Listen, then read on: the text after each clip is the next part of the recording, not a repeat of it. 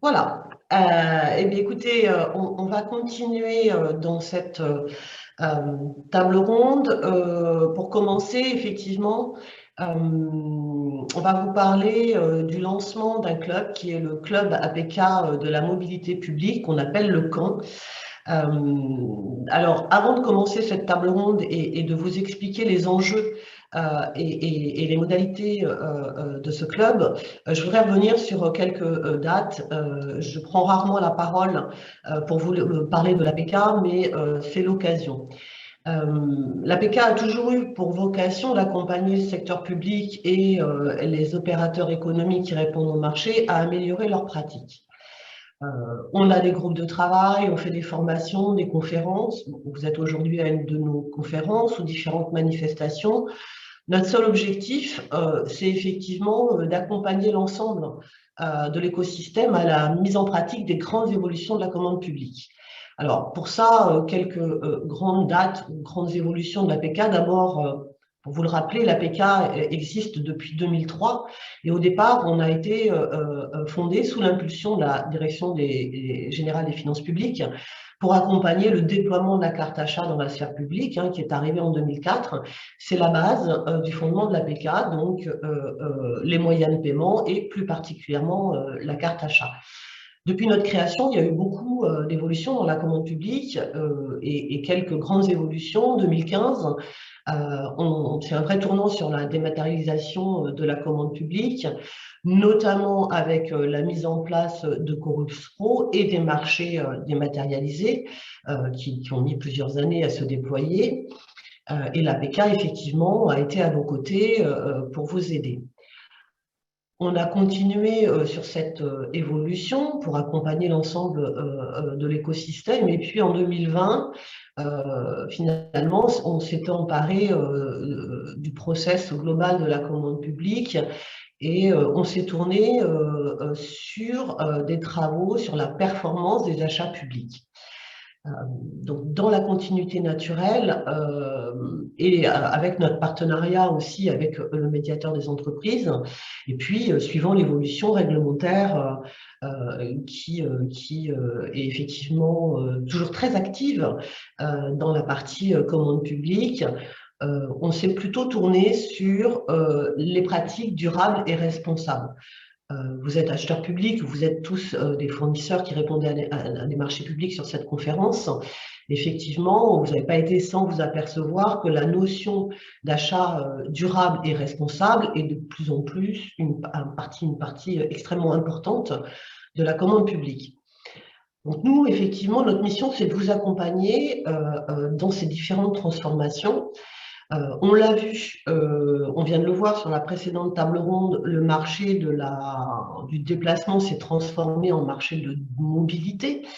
Ce sont des marchés complexes, il y a beaucoup d'opérateurs et on a eu beaucoup de remontées, de demandes de la part des entités publiques et des opérateurs économiques à mieux travailler sur ce marché dans l'optique effectivement de pouvoir mettre en place des pratiques durables et responsables sur ces marchés. C'est pourquoi on a décidé de créer une filière qui est organisée, structurée, qui va pouvoir répondre aux nouveaux enjeux de la mobilité publique. Et à travers cette filière qui est donc ouverte à l'ensemble des entités publiques et des opérateurs économiques qui sont concernés, qui répondent au marché public, on va travailler sur 3 types de marchés. Le marché du déplacement professionnel dont on vient de parler, les solutions de mobilité douce à destination des collaborateurs des organisations, mais aussi de leurs usagers, notamment pour les collectivités territoriales, et puis des marchés de transport qui sont aussi des marchés complexes. Donc finalement, à travers cette filière qu'on a appelée le club APK de la mobilité publique, donc le CAN, on va essayer de vous expliquer quelles sont nos missions, quels travaux on va mener à l'intérieur de ce camp. Et donc, pour faire répondre à ces questions, j'ai le plaisir d'accueillir Brigitte Jakubowski, qui est fondatrice de JICA, excusez-moi mon accent anglais, Associated Consulting et membre du camp. Xavier Lallemand, que vous connaissez par cœur depuis ce matin, qui est administrateur APK et qui sera l'animateur de ce club, et Ziad Minkara, qui est administrateur de l'APK et qui est président du club APK de la mobilité publique. Alors, pour commencer cette première table ronde, je voudrais refaire un petit peu une rétrospective sur le secteur du déplacement professionnel, hein, même si on a effectivement, on vient de l'évoquer sur la première table ronde. Là, je vais m'adresser à Brigitte. Brigitte, pourriez-vous nous dire en quoi le plan de modernisation des achats de l'État a eu une influence sur l'ensemble de la sphère publique et de l'industrie du déplacement? Alors, je pense, bonjour à tous. Alors, au départ, ce plan de modernisation remonte dans le cadre des voyages d'affaires à plus d'une quinzaine d'années. Ça a été un sujet majeur parce qu'on s'était rendu compte de plusieurs facteurs très, très impactants au sein des organisations et des établissements, qu'il s'agisse de tâches de travail excessivement chronophages, de gestion au quotidien. Je repense à tous les papiers, les monceaux de papier qu'il pouvait y avoir. Et là, on rejoint un petit peu des enjeux environnementaux. On courait dans les couloirs pour faire signer, pour faire valider des ordres de mission. Et donc, cette modernisation a commencé par cette genèse-là, pour se poursuivre ensuite vers quelque chose d'un peu plus mature, la prise en compte des règles de déplacement et de voir comment on allait pouvoir les adapter de façon plus réaliste au métier et surtout au marché du voyage d'affaires, tout en conservant bien évidemment des règles qui relevaient d'un décret que tout le monde connaît et qui date, même s'il a été mis à jour, qui est le décret du 3 juillet 2006, avec ses interprétations qui pouvaient être particulières. Et on a vu cette avancée dans le cadre de la modernisation aussi, donc sur la rédaction de politique de voyage, qui n'était absolument pas le cas il y a de nombreuses années. Les actions engagées également au fil des années, ça a été une meilleure structuration de cette organisation du déplacement professionnel. C'était excessivement, mais à l'instar même d'ailleurs des entreprises. On ne savait pas à qui s'adresser, on ne savait pas avec qui il fallait travailler. Alors, bien évidemment, les services marchés pour établir voilà, le processus de consultation, et ensuite, c'était un petit peu compliqué. C'est pareil, ça s'est beaucoup, beaucoup amélioré en la matière. Il y a une approche aussi qui est désormais poussée par cette modernisation et de la dématérialisation, puisqu'aujourd'hui, c'est quelque chose de quasi obligatoire et qui va l'être de plus en plus. Je repense aux factures, mais pas seulement. Et face à tout ça, bien évidemment, le métier, donc tous les fournisseurs ont dû s'adapter aussi. Et donc, on a toujours ce balancier entre je suis obligé de suivre ce que veulent mes clients, et dans le secteur public, il y a des obligations. Je pense à Chorus Pro. Il y a encore des fournisseurs qui ont des difficultés à déposer, par exemple, leurs factures. Et c'est une exigence que nous avons désormais dans le cadre du secteur public. Et d'un autre côté, on est poussé par un marché qui est de plus en plus digitalisé, de plus en plus dématérialisé, avec des objectifs qui ont été cités, de taux en ligne qui sont très, très importants, et qui ont donc obligé aussi, dans le cadre de cette modernisation, les établissements à intégrer désormais cet aspect des prestations de services entre ce qu'on appelle du service en ligne et du service classique. Et si j'emploie les termes utilisés dans le métier, on parle plutôt de off et de online. Voilà les changements majeurs en termes de modernisation des achats qu'il faut prendre en compte. Je serais tenté de dire que l'aspect économique dont vous avez parlé au préalable n'est pas encore totalement au rendez-vous. On pourra en reparler en fin de session. Merci Brigitte. Alors, on l'a déjà vu, on l'a un petit peu évoqué tout à l'heure sur la table ronde précédente, mais on peut dire quand même que sur le marché du déplacement professionnel, il y a eu un avant 2020 et un après 2020. Du coup, pour aider l'ensemble de nos auditeurs à mieux comprendre finalement ce qui a réellement changé et de manière pérenne, hein, pas des choses épisodiques qui sont liées à cette période de Covid.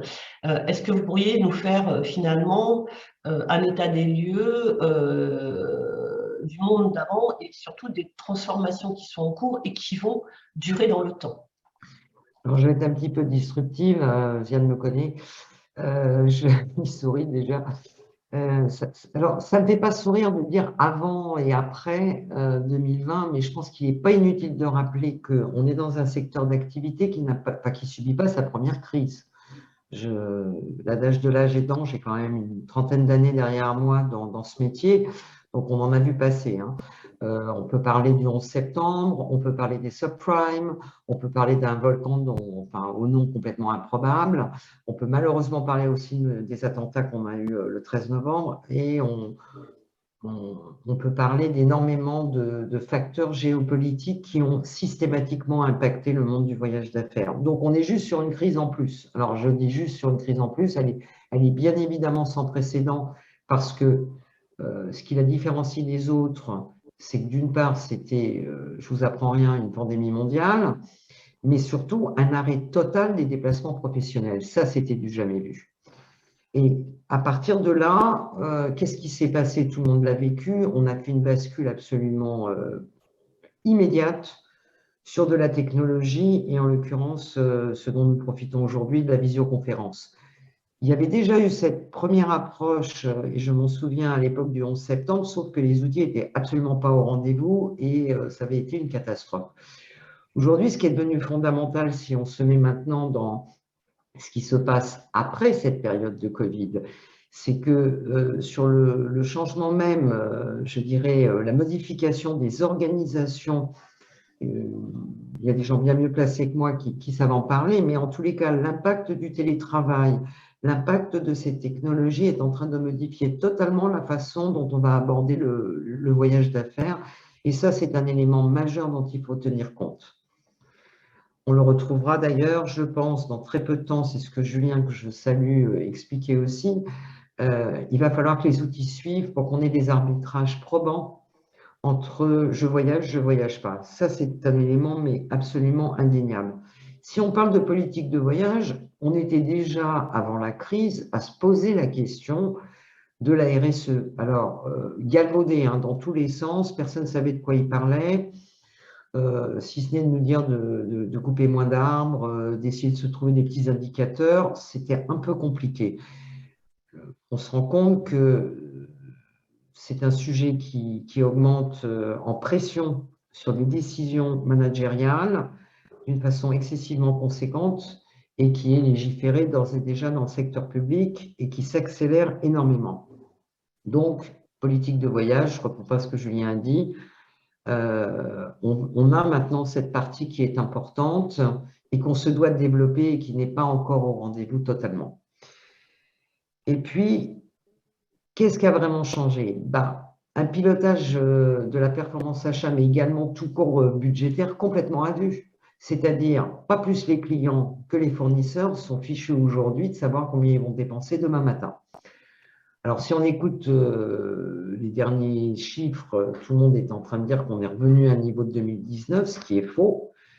Dans peut-être pas le volume en kilo-euros, mais qui est complètement faux dans la typologie et dans la cartographie de ce que vont être les déplacements professionnels de demain.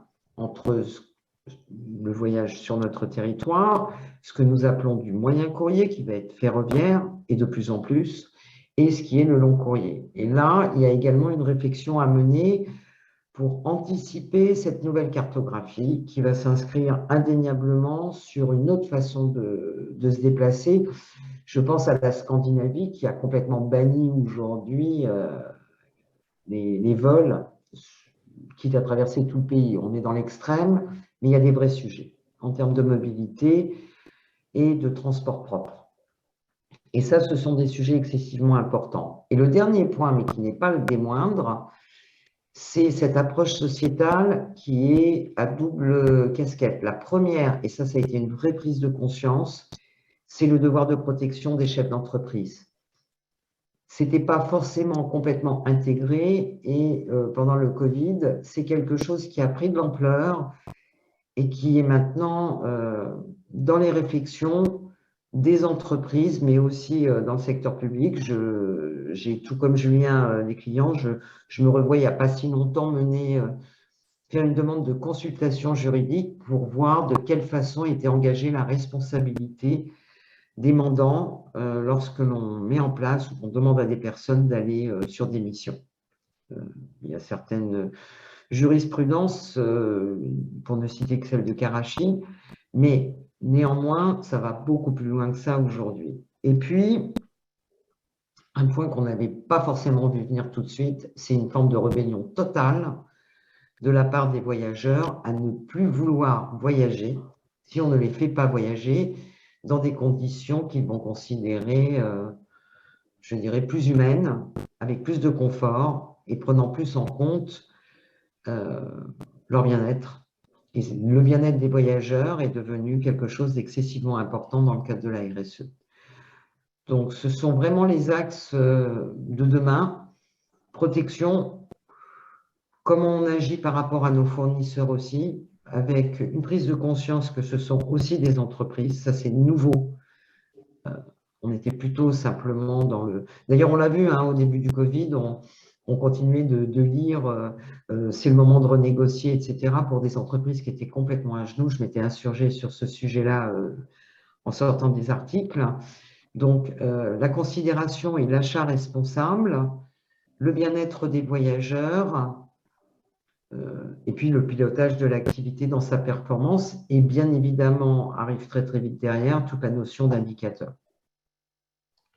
Merci Brigitte. Alors, sur la dernière question, là, je vais vous demander d'être très rapide.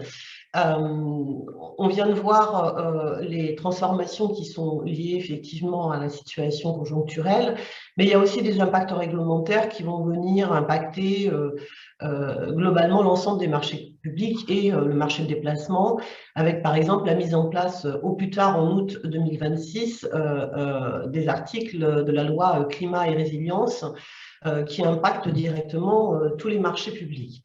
Donc, très rapidement, Brigitte, selon vous, quels sont les axes de travail prioritaires pour la sphère publique et les opérateurs économiques qui doivent être mis en place pour s'adapter à cette loi climat et résilience? Alors, en trois thématiques, très rapidement, avoir la maîtrise de toute la chaîne de valeur. Si demain, on veut établir réellement ce qui est le coût total d'un déplacement, ce qu'on appelle le TCO, qui va être optionnel, mais néanmoins qui risque de devenir aussi obligatoire rapidement et qui, d'un point de vue, je dirais, économique, me semble juste du bon sens. Aujourd'hui, même au sein des entreprises, c'est un vrai Graal de se dire qu'on arrive à le calculer. Le deuxième point, c'est tout ce qui va concerner la mise en place justement de références qui seront mesurables tant dans les CCTP que dans les matrices de réponse, sur des indicateurs sociétaux et environnementaux, mais qui veulent vraiment dire quelque chose et auxquels il faut qu'on réfléchisse, parce qu'il va falloir aussi dès lors qu'ils seront mis en place dans le cadre des consultations, se dire que derrière, il faut qu'on les utilise pendant toute la durée d'un marché et qu'on puisse les traduire sur des résultats probants qui nous font revenir à la data que je ne reprends pas puisque Julien l'a beaucoup développé. Voilà. Merci Brigitte. Et du coup, effectivement, on va passer après cette première rétrospective sur l'état du déplacement professionnel, sur finalement notre filière APK mobilité publique, le CAN. Je vais m'adresser d'abord à Xavier. On vient d'avoir un état des lieux. Le CAN, dont vous êtes l'animateur, va traiter de sujets qui sont plus larges pour englober donc les trois composantes de la mobilité, déplacement, mobilité douce et transport, notamment les marchés de transport. Le CAN, c'est un espace de dialogue entre la sphère publique et les opérateurs économiques. Est-ce que vous pourriez nous indiquer quelles sont les grandes orientations qui seront portées par ce club vis-à-vis de la sphère publique? Oui, alors on l'a beaucoup évoqué depuis ce matin et c'est l'ensemble du thème de la journée. C'est finalement développer une relation plus étroite entre fournisseurs et acheteurs sur les solutions concrètes qu'on peut apporter pour répondre à l'ensemble des enjeux qu'on a évoqués jusqu'à présent et également aider ou en tout cas apporter des solutions aux acheteurs sur la manière d'intégrer dans leur marché des éléments qui concrètement pourront permettre de faire évoluer les offres qui vont sélectionner. Et en fait, ce qui est important, c'est que là, on veut se situer dans un travail qui est en dehors d'une procédure de marché. Donc, on est même, il y a une logique de sourcing, mais enfin, en tout cas, on est plutôt dans une manière de travailler sur des sujets sur du moyen long terme. Brigitte l'a évoqué tout à l'heure, sur passer concrètement à des solutions pour intégrer ces différents enjeux. Donc, on parle évidemment de la notion d'achat responsable, on parle évidemment de tous les sujets qu'on a pu évoquer ce matin et on va parler des conditions dans lesquelles on prend en compte le voyageur ou l'usager, hein, quand on parle de la mobilité qui n'est pas forcément dans le cadre d'un voyage professionnel. Et donc, finalement, amener les opérateurs concernés, donc acheteurs et fournisseurs, à d'abord identifier avec eux quels sont les sujets concrets sur lesquels on veut travailler. On a parlé tout à l'heure du coût complet, on a parlé de l'empreinte carbone, enfin de l'utilisation possible du chiffrage carbone dans un marché ou d'autres critères. Et donc, finalement, aboutir à des réponses concrètes pour permettre à des acheteurs de finalement pouvoir ensemble échanger et partager les bonnes pratiques. Je pense que ce qui est vraiment important, c'est que les fournisseurs répondent à beaucoup de marchés, les acheteurs voient beaucoup de fournisseurs, et donc finalement, l'idée à travers cette démarche du camp, c'est d'amener à avoir une réflexion vraiment collective de filières, donc les acheteurs publics et les opérateurs économiques, sur les réponses qu'on peut apporter, plutôt que de rester dans une démarche qui est plus logique dans une démarche de marché. C'est je vais préparer mon marché, je fais du sourcing, moi, avec éventuellement des confrères, mais également avec certains opérateurs, à une réflexion globale de l'ensemble des acteurs sur ces différents sujets. Voilà ce que je voulais, sur les grandes orientations qu'on peut évoquer. Merci Xavier. Là, je vais me retourner vers Ziad Minkara. Donc, vous êtes président du camp. Alors, j'arrête pas de dire, et on n'arrête pas de dire, et surtout moi, de dire que les marchés de mobilité, c'est complexe. Mais du coup, pour permettre à nos auditeurs de mieux comprendre l'organisation des acteurs de cette filière, est-ce que vous pourriez nous expliquer qui en sont les acteurs et ces différentes interactions? Et là, je vais faire un exploit technique, je dois partager mon écran. Alors, pas tout de suite, donne-moi juste 5 minutes alors. Voilà, il faudra me dire quand est-ce que je partage. Non, je te remercie pour l'introduction et effectivement, je suis ravi de rejoindre cette aventure du camp et de la créer à vos côtés. Bonjour à tous. En suivant les discussions, bien évidemment, on parle de crise et Brigitte l'a soulevé.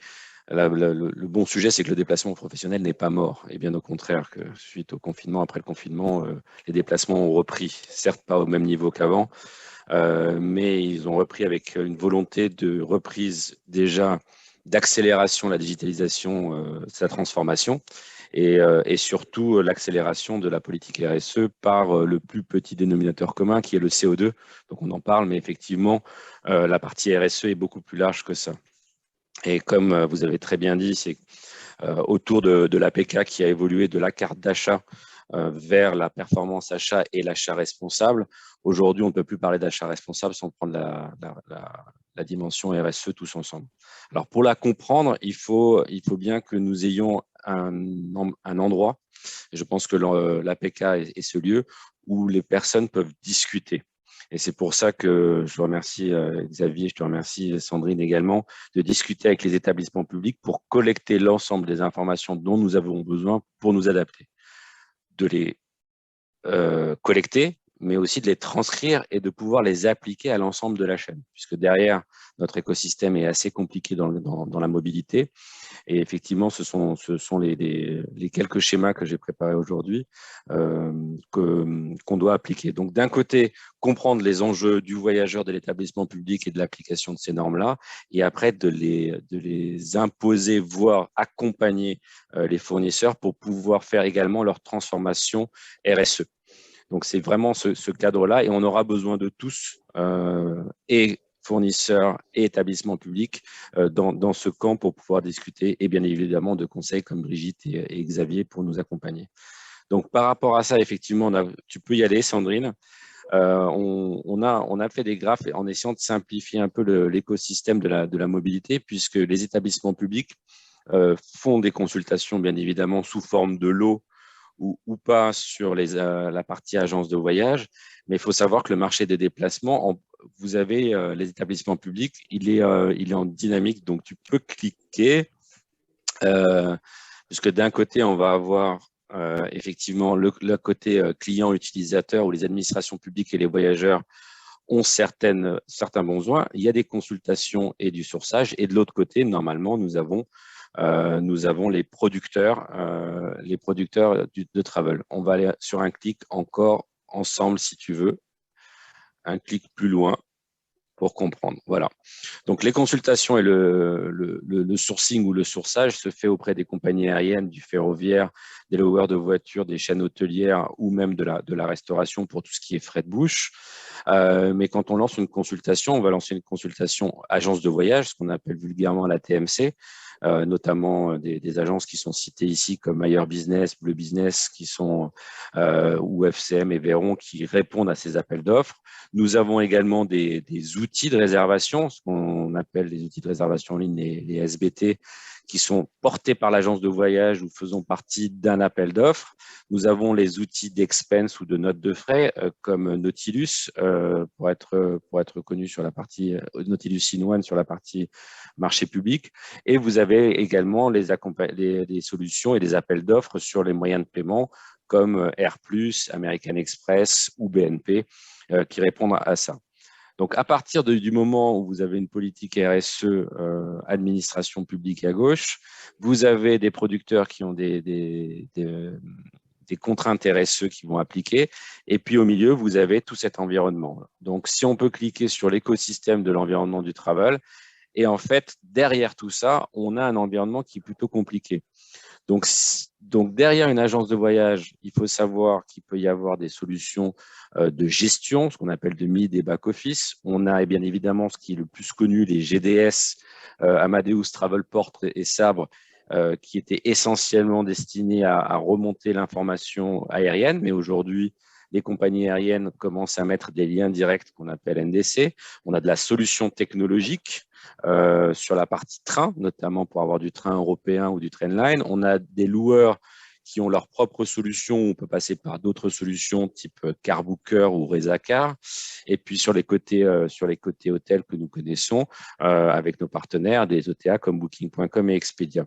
Quand on parle de paiement, il y a les solutions qui sont utilisées côté administration publique, mais il y a les entreprises bancaires derrière, mais aussi les réseaux d'acceptation. Donc, vous voyez que l'écosystème est compliqué. Et c'est l'ambition du camp, c'est de réunir l'ensemble de ces acteurs pour partager d'un côté la collecte d'informations des RSE côté client. Donc, si on clique un peu plus loin, Sandrine, je pense qu'on doit avoir une ligne en dessous qui va couvrir l'ensemble des besoins. Et la RSE côté client, c'est de comment je vais appliquer mon programme RSE et comment je veux remonter les informations des producteurs dans cet environnement qui est extrêmement complexe.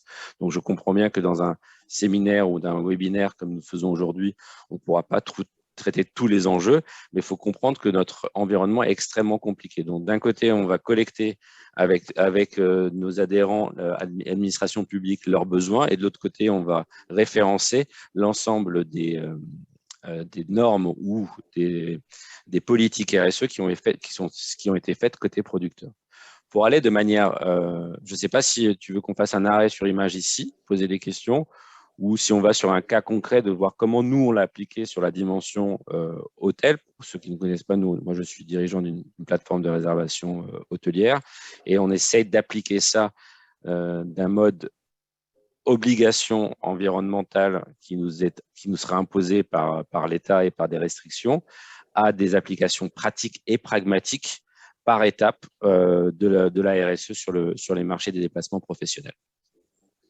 Je pense qu'on va aller sur l'application, donc c'est le slide d'après. Oui, donc tu peux aller sur le slide d'après de manière générale, qui est globale. C'est-à-dire que nous, on va travailler avec… C'est bon. Vous voyez bien le deuxième slide? Nous, oui, en tant qu'animateur. Okay, on voit très bien. Côté administration publique, on va répondre à des consultations par rapport à des plateformes hébergement. Et nous, déjà, en premier lieu, opérateurs qui répondons à cette consultation, eh ben, il faut déjà que nous soyons engagés.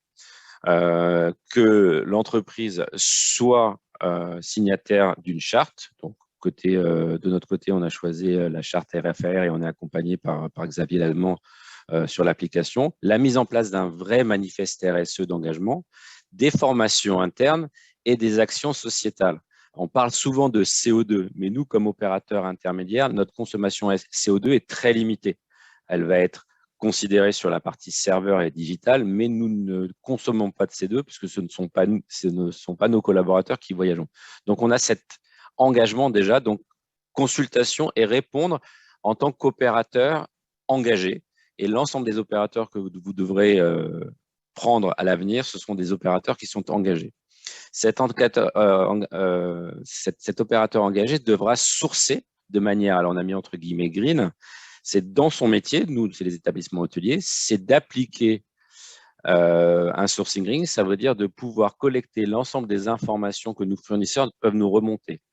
Ce sont leurs actions locales, leur empreinte CO2, leur charte qualité, leur label validé et tout ce qui est autour de la mobilité et surtout les personnes à mobilité réduite et tout ce qui est comme action sur la partie PMR.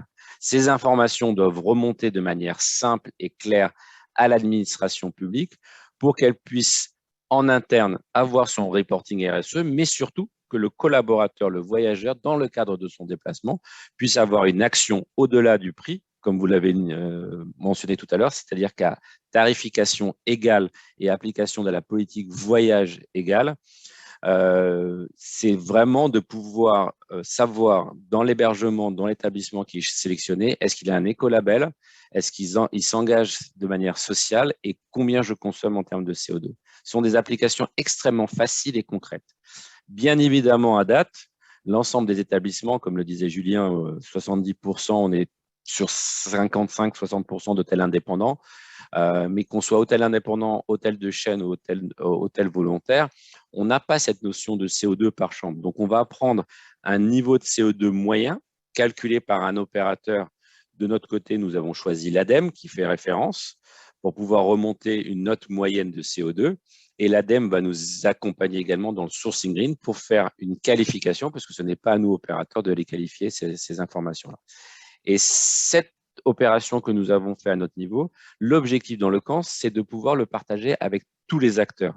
Ce qui va éviter à l'ensemble de la filière des déplacements en mobilité que chacun puisse créer son indicateur ou son évaluateur ou son process, puisque sinon on va se retrouver avec une multitude d'outils. C'est pour ça qu'on est dans un environnement plutôt ouvert, qui est un environnement de dialogue qui permet d'appliquer cette politique green sur tous les domaines de voyage. Donc, on appelait vulgairement la politique voyage entreprise la PVE. J'aime aujourd'hui l'appeler la politique d'un voyage éco-responsable pour utiliser les mêmes lettres et de l'appliquer sur les 3 ans à venir dans l'ensemble des marchés. Voilà pour la présentation, Sandrine.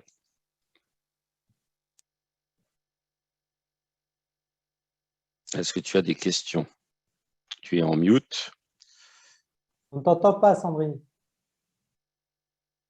Et bravo pour la prouesse technique. Et je disais, j'avais raison de dire que c'est compliqué quand on voit effectivement le schéma de l'écosystème. Et effectivement, si en plus on englobe la problématique de la mobilité douce et des marchés de transport, ça ramène encore beaucoup de complexité. Pour continuer effectivement sur ce club et les travaux qui vont être menés dans ce club, je vais me retourner vers Xavier. L'APK, son ADN, ça a toujours été d'être extrêmement dans le pratico-pratique, hein, l'accompagnement très concret. Est-ce que vous avez des exemples très concrets de travaux qui vont être menés à l'attention notamment des acheteurs publics dans ce club APK de la mobilité publique? Oui, alors, même si effectivement le cadre il est clair, hein, on est sur comment intégrer dans les marchés de manière concrète et pratique davantage de critères sur les parties environnementales, sociales ou sur la partie aussi relations fournisseurs avec les sujets qu'on a évoqués précédemment en matière d'évolution de prix, pénalité, etc., qui font partie intégrante d'une relation. Donc, l'objectif là, c'est effectivement de travailler sur des référentiels concrets. Alors, en principe, le Code de la commande publique, lui, il a déjà intégré que sur ces sujets-là, eh ben, il doit exister des labels et que l'utilisation des labels dans le processus d'évaluation de l'offre devrait permettre de donner aux acheteurs des réponses concrètes sur si je demande un label, à l'intérieur, j'ai l'ensemble des critères qui peuvent être intéressants de mettre dans un marché. Concrètement, aujourd'hui, les différents labels sont des démarches, alors il en existe, hein, mais finalement qui sont encore peu développées dans la mobilité et qui sont vues de toute façon comme le bout du bout de ce qu'il faudrait atteindre. Et donc, quand on est un peu éloigné de la démarche complète, la marche doit être franchie là. Donc, l'idée, c'est bien effectivement de faire des référentiels, hein, donc des exemples, en tout cas des guides, mais concrets de comment intégrer et rédiger dans un marché, comment intégrer ces différentes causes. Et ensuite, les sujets sur lesquels il faut travailler, ce sont des sujets qu'on retrouve assez classiquement, hein. On parle beaucoup du carbone, et je l'ai dit tout à l'heure, le carbone, c'est la résultante, l'émission carbone, c'est la résultante d'une consommation d'énergie, d'un type d'énergie. Donc, la question, c'est comment j'évalue, si je prends sur l'hébergement, finalement la performance énergétique d'un bâtiment hôtelier, donc entre deux hôtels, dans lequel finalement la consommation d'énergie et le type d'énergie utilisé, au regard bien évidemment d'un besoin comparable, hein, et d'un fonctionnement comparable, est le plus optimisé par rapport à un autre. Et donc sur des éléments qui sont quand même des éléments et des critères qui peuvent être techniques. On va retrouver également comment aujourd'hui évaluer entre deux fournisseurs l'efficacité et la performance, par exemple, du recyclage des déchets. Ça aussi, c'est un élément qui aujourd'hui est souvent intégré, hein. Donc souvent, aujourd'hui, on interroge des fournisseurs sur une politique RSE. Donc, à partir du moment où vous répondez à certains questionnaires, vous allez effectivement, Ziad l'a dit, c'est le début, hein. Vous allez avoir rédigé un manifeste RSE, vous êtes entré dans une démarche de mesures, d'indicateurs sur votre consommation d'énergie, votre gestion des déchets, le recours à l'économie circulaire, l'économie locale, un certain nombre de critères sur le respect des normes sociales dans certaines activités ou dans certains pays, où on peut aussi à un moment s'intéresser sur, quand je descends dans un hôtel, est-ce que je suis sûr que le personnel qui travaille de nuit, qui travaille au ménage, on respecte l'ensemble des règles. Et aujourd'hui, on a plus des démarches, on a parfois des démarches qui sont des démarches de mise en œuvre de moyens. C'est-à-dire qu'on va avoir une politique, on va chercher à réduire ses déchets, chercher à réduire sa consommation d'énergie. Mais moi, en tant qu'acheteur public, si je veux sélectionner un fournisseur par rapport à un autre, en tout cas, si je veux mettre un critère, je ne peux pas avoir un critère qui dit il y en a un qui a écrit sa politique RSE, donc c'est mieux que celui qui ne l'a pas écrit. Parce que ce n'est pas parce que l'un l'a écrit et que l'autre ne l'a pas écrit que concrètement, l'impact sur sa consommation d'énergie, la comparaison de la consommation d'énergie de l'un par rapport à l'autre est utilisable. Donc, ce sont forcément ces sujets qui sont adressés. On peut aussi s'interroger, hein, je l'ai dit tout à l'heure, sur comment utiliser justement l'ensemble des référentiels. Alors, il y a des écolabels et puis après, chaque acteur a développé ses propres référentiels intégrant également des éléments, soit de moyens, soit de performance en matière de résultats sur l'impact environnemental et social. Donc l'idée là, c'est de se dire qu'il y a, je pense, un enjeu au niveau des labels à utiliser, mais on en est très loin. Donc nous, l'objectif, ce n'est pas de refaire un label, hein. C'est plutôt de regarder dans ces labels ce qui finalement, de manière assez commune, parce que quand vous les analysez, même sur les labels privés, on revient toujours sur les mêmes sujets. Et ensuite, c'est la manière dont on évalue et dont on compare je dirais, un fournisseur par rapport à un autre, ou un produit par rapport à un autre, ou un service par rapport à un autre. Donc, ce sont ces sujets-là qui, effectivement, doivent réunir acheteurs et fournisseurs pour qu'à la fin, on puisse établir des référentiels type utilisables. Alors, comme tout référentiel, l'objectif à la fin, c'est qu'on puisse utiliser tout ou partie et que chacun puisse aller piocher sur son environnement, sur son contexte, sur le marché auquel il s'adresse. Et donc, c'est forcément des référentiels par typologie de métier ou d'activité telle que Ziad l'a décrit, sur lesquels on va pouvoir travailler et apporter des éléments qui aident l'ensemble des acheteurs publics qui nous écoutent, qui sont très variés, dont les organisations sont très variées, pour rédiger des marchés. Donc, à la fin, l'idée, c'est qu'on ait dans les marchés des clauses qui permettent de comparer les offres sur l'ensemble de ces sujets. Le coût complet fera bien évidemment partie des sujets, puisque la loi sur l'orientation climat et énergie prévoit de donner des outils sur l'élaboration du coût complet. Donc ça veut dire qu'il faut que opérateurs économiques et acheteurs se saisissent pour proposer et pour être aussi acteurs de la manière dont demain on peut évaluer un coût complet et comparer les différentes propositions. Voilà, j'espère que ça répond. Merci Xavier. Donc, comme il est déjà 12h31, Ziad, assez rapidement, un peu la même question, mais du point de vue des opérateurs économiques, à votre, enfin, est-ce que vous pouvez nous citer des exemples très concrets qui devront être traités du point de vue des opérateurs économiques à court et moyen terme au sein de ce club? Alors, c'est la lecture de ces règles côté administration publique et l'application sur l'ensemble de la chaîne. Si on prend un exemple sur une grande chaîne française, on travaille avec l'ADEME pour savoir comment sont appliqués ces labels.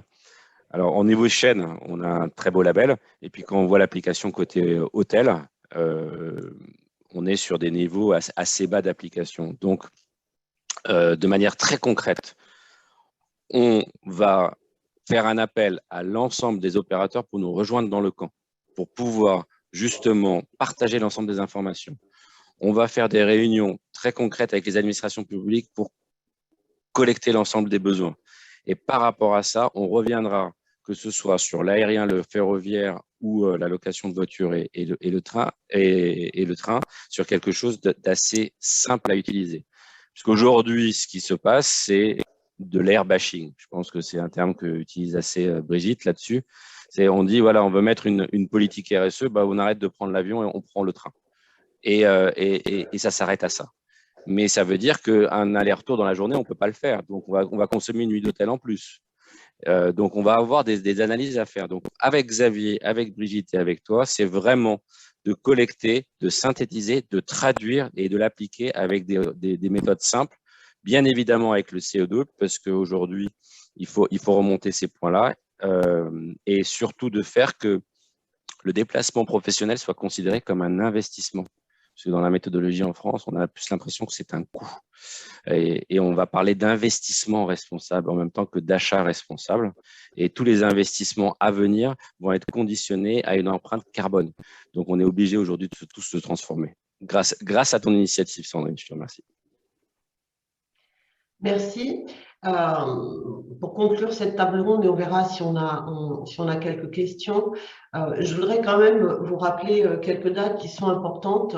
Comme je vous l'ai dit, l'APK, on travaille autour de la promotion des bonnes pratiques. On a 4 domaines d'expertise, la commande publique, les achats responsables, les pratiques achats responsables, les marchés de mobilité et les moyens de paiement.